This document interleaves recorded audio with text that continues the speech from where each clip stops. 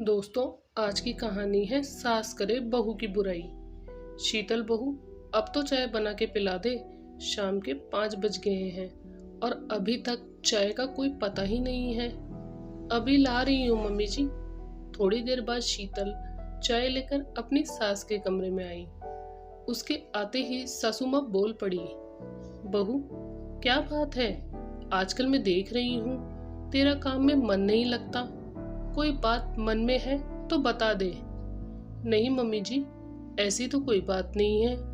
मैं तो सारे काम समय पर कर देती हूँ।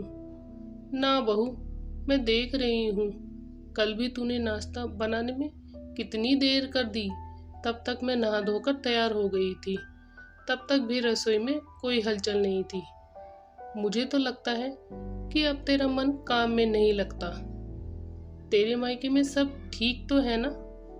मैंने देखा है जब भी तेरे मायके में कोई परेशानी हो तो तेरे रंग ही बदल जाते हैं।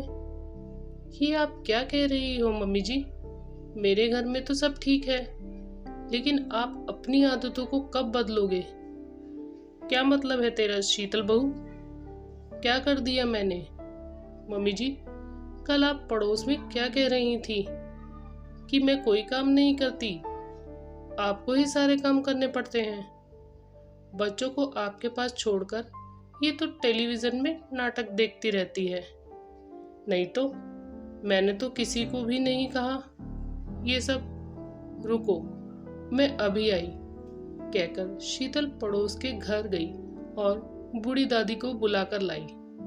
और आते ही दादी बोल पड़ी, क्यों री शीतल की सास, तू मेरी बहू से अपनी बहू की बुराई करन तो लाग रही सी। मैं वहीं तो बैठी थी। तुमने सोचा ये बूढ़ी दादी हमारी बात ना सुन रही तो बोले जाओ, लेकिन एक बात सुन, तुम जैसी औरतें जो दूसरों के घर जाकर अपनी बहुओं की बुराई करो हो, तो जब तुम्हारी बहू को पता चल जाए कि हमारी सास हमारी बुराई कर रही तो तुम्हारी इज्जत क्यों करेगी? माना कि बहू दूसरे घर से आई है, वो तो सदा से ही पराई है, लेकिन बहू को भी सम्मान चाहिए। यदि तुम सब ऐसे ही उसकी और उसके परिवार वालों की बुराई करते रहोगे तो ये भूल जाओ कि बहू तुम्हारे लिए गर्मा गर्म खाना परोसेगी या तुम्हारी इज्जत करेगी। तो अब देख लो तुम अपने लिए कैसा व्यवहार चाहती हो, ये तुम पर निर्भर करता है। बूढ़ी दादी बोली जा रही थी तो शीतल की सास गर्दन झुकाकर सुन रही थी। फिर उन्होंने शीतल से माफी मांगी, क्योंकि उन्हें अब अपनी गलती का एहसास हो गया था। दोस्तों, आशा करती हूँ आपको ये कहानी अच्छी लगी। कहानी अच्छी लगी तो लाइक शेयर कमेंट ज़रूर करें।